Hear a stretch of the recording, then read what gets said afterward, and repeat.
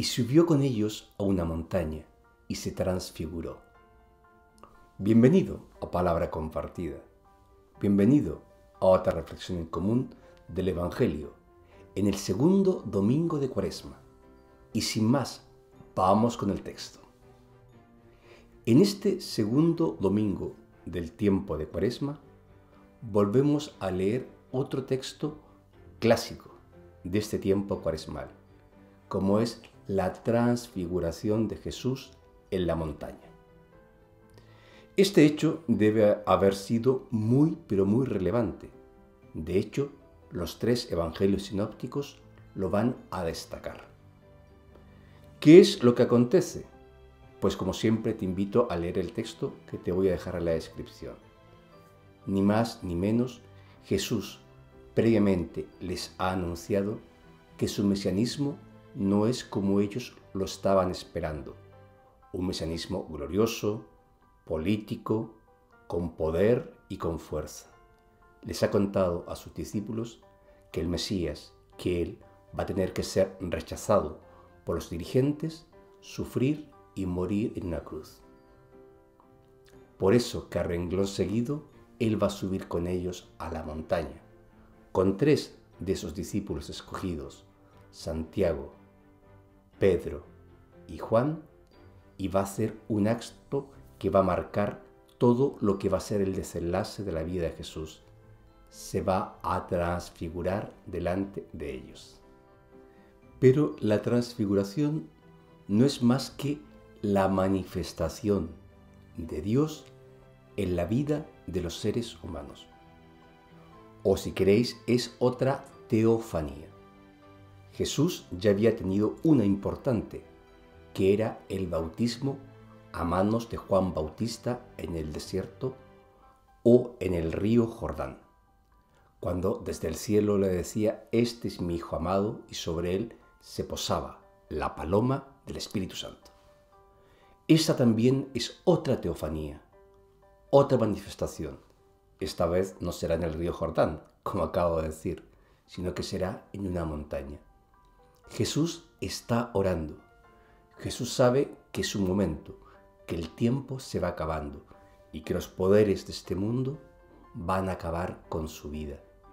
Y es en esa oración cuando Jesús ve su cuerpo se transfigura y aparecen dos figuras que representan el Antiguo Testamento: Moisés y Elías, dos grandes pilares de la historia de la salvación. Esta aparición, esta figura, estos elementos del Antiguo Testamento vienen a representar varios elementos. Uno de ellos, que Jesús es la culminación de ese proyecto de Dios que había tenido en primer lugar para Israel, pero Israel lo ha rechazado. También la aparición de Moisés y Elías van a representar el fin de la espera, porque el Hijo del Hombre, porque el mesianismo de Jesús se ha hecho realidad. Es decir, aquellos que estaban esperando al Mesías, ahí lo tienen. Pero por último, Moisés y Elías van a representar dos grandes elementos que habían mantenido unidos al pueblo de Israel. Por un lado la ley y por otro lado el profetismo, que era el encargado de denunciar las desviaciones de Israel, como queriendo decir: a partir de ahora yo soy la mediación, yo soy el profeta, la ley y el templo a quien tenéis que mirar. Ya no hay más mediaciones, el tiempo del Antiguo Testamento ha acabado. A partir de ahora, quien quiera entrar en comunión con Dios, quien quiera pisar el espacio sagrado, tiene que referirse a Jesús, a mi persona, como el enviado de Dios. Y existen más elementos que podríamos destacar de este relato de la transfiguración, o como acabo de decir, de esta teofanía. Pero voy a centrarme en uno, porque es tiempo de Cuaresma. Y los otros, como siempre en el ciclo litúrgico van apareciendo, en otros momentos los mencionaremos. Vamos a destacar un elemento importante que viene a cuento en este tiempo cuaresmal. Jesús, el Señor, tal cual lo va a destacar siempre el evangelista Lucas, ora, tiene experiencia de Dios. En los momentos más significativos e importantes de su misión, Jesús siempre va a encontrar espacios, momentos para hablar con Dios. Y al parecer, la experiencia de Jesús va a marcar a sus discípulos, porque ven que Él no solo cumple la misión, no solo Él está anunciando el reino de Dios, no solo Él está curando a los enfermos, acogiendo a los pecadores, sino que también tiene momentos, espacios de interioridad, de experiencia de Dios. O lo podríamos decir de otra forma, solo quien tiene momentos de oración, solo quien tiene experiencia de Dios, solo quien tiene la fuerza interior, como la tuvo Jesús, es capaz de llevar la misión cristiana adelante.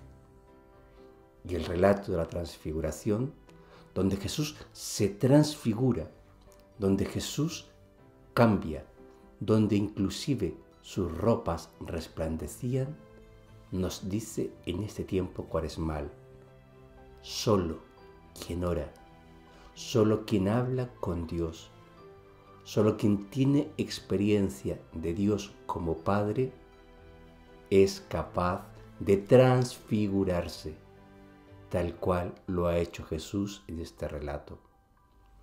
No podemos cambiar, y estamos en tiempo de Cuaresma. No podemos empezar nuevos caminos.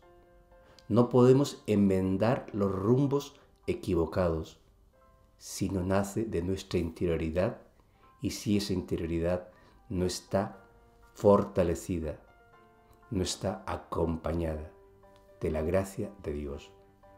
Por eso, que si existe un elemento que Jesús nos quiere inculcar y nos propone en ese tiempo cuaresmal, es que hagamos experiencia de Dios. Jesús la tuvo en todo momento, cuando predicaba, cuando curaba, cuando acogía, cuando compartía la mesa con los discípulos, pero también Jesús tuvo experiencias de Tabor, de transfiguración, de subir a la montaña, de encontrarse con Dios. Amigo, amiga, hemos llegado al final de la reflexión. Como siempre, yo te he ofrecido mis comentarios, ahora es tu turno. Como ves, una vez descrito el relato, centrándolo, situándolo, simplemente me he centrado en un elemento importante. Jesús se transfigura. Jesús cambia orando. Y en este tiempo de Cuaresma es el tiempo propicio para cambiar, pero no para cambiar de una manera superficial, como se dice epidérmica, no, para que hayan cambios y transformaciones interiores. Y Jesús nos muestra en este relato la belleza, lo grandioso y lo posible que es también cambiar. Es una posibilidad, pero necesitamos, según el relato, en este tiempo cuaresmal, hacer experiencia de Dios, de interioridad. Y para eso necesitamos silencio, espacios y situaciones donde podamos hablar con Dios y con nosotros. Hablar con Dios y con nuestra historia. Hablar con Dios y con nuestras heridas. Hablar con Dios también de nuestro futuro, de aquello que le queremos ofrecer y que estamos dispuestos a colaborar en ese plan de salvación. Pero fijaros bien, la experiencia de cambiar, como en este relato, era tan interesante, fue tan impactante, que los discípulos querían quedarse ahí, porque habían descubierto la gloria de Dios.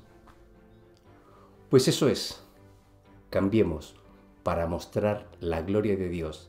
Y como sabemos que la gloria de Dios es la gloria del ser humano, que seamos mejores personas, que nos realicemos, que encontremos nuestros sueños, que descubramos el proyecto de amor que Dios tiene sobre nosotros.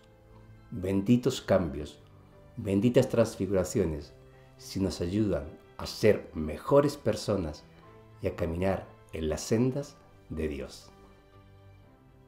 Desde Salamanca, Ciudad de la Cultura, te deseo, amigo, amiga, que tengas un feliz domingo en familia y una bella semana.